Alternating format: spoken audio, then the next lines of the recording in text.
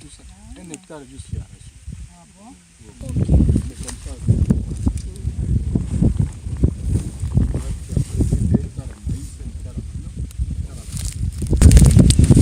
Non, saison B, ça dit à mois de septembre.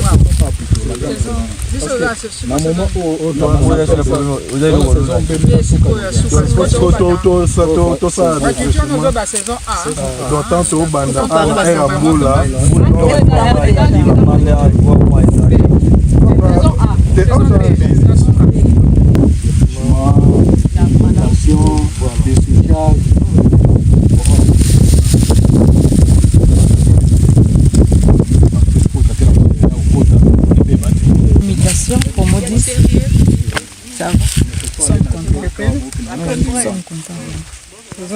Ce qui reste, c'est le labourer.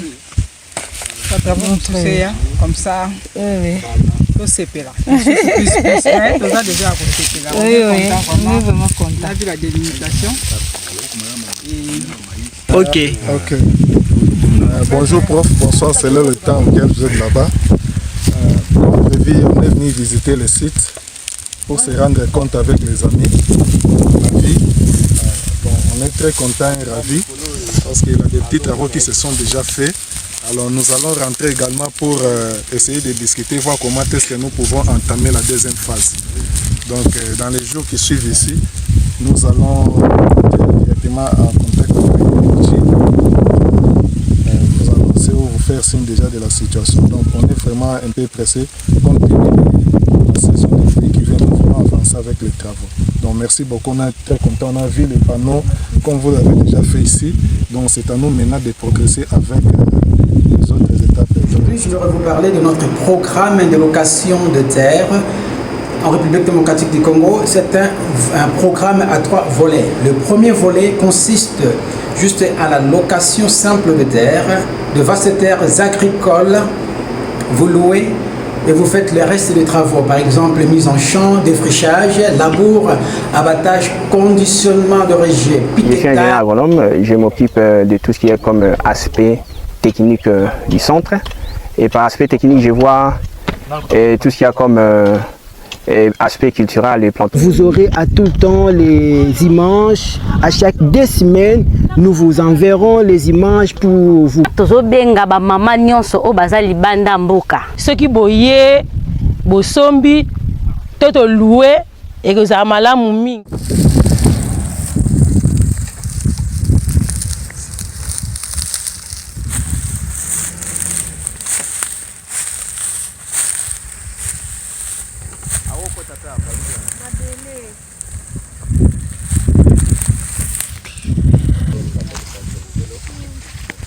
oya kolandanga kelakisa bino suka o presque nyonso bozomona deya bakata da bilanga bato mosusu bango ada na kati mosusu ya bakata.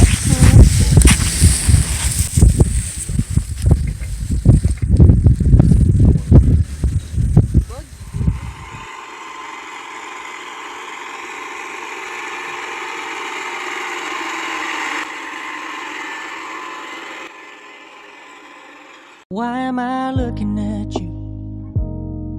You're a picture in a frame. I make believe you're next to me, but I know it's not the same. Why am I looking at you? You're a pixel on a screen. Your animating principle is nowhere to be seen. Why am I lost in a loveless fantasy when somebody real is waiting out there for me? Why am I looking at you?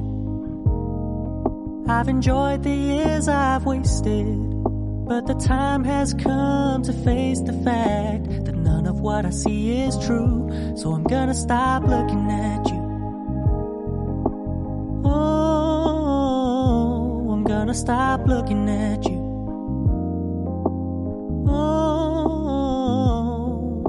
Why am I looking at you? You're a picture in a frame. I make believe you're next to me, but I know it's not the same. Why am I looking at you? You're a pixel on a screen. Your animating principle is nowhere to be seen. Why am I lost in a loveless fantasy when somebody real is waiting out there for me? Why am I looking at you? I've enjoyed the years I've wasted, but the time has come to face the fact. None of what I see is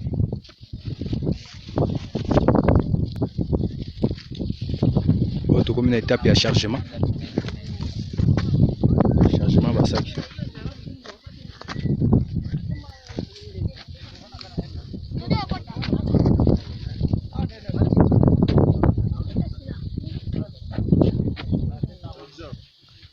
Maman be somba bambala bango.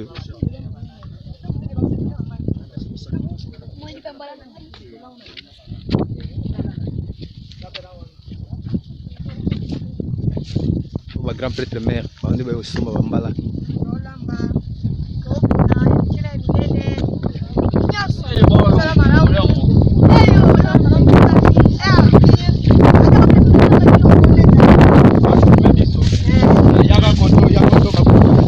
Maman, boni, msala jonction ndeni.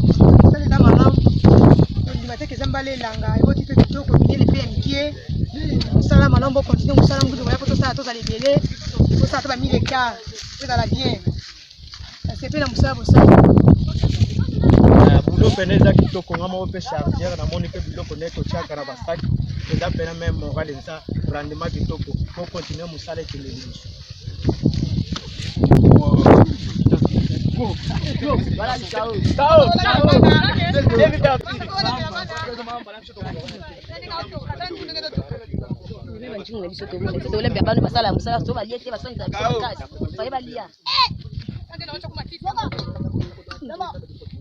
Bala on sauti na bilanga wao. Sana production pour le 565. Oui, comment ça va pas moula. Wala linyo kunanga pe wala bo wana kubayiba kingango.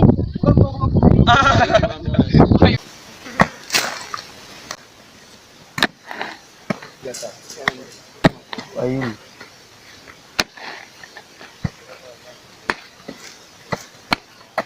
Afeneya bazawa te hein. Namona bato konjo na konjo. L'élément. L'élément. Ça va aller à 10 boules, 80 boules bazar.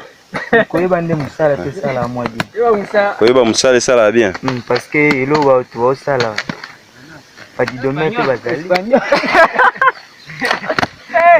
Kaka Congo. Oui, ayo hein.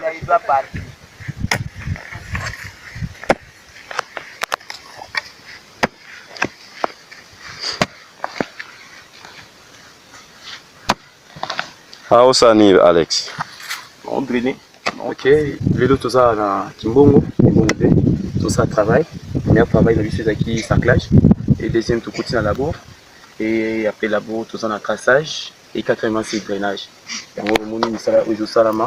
Je pense que dans quelques heures, nous sommes déjà prêts.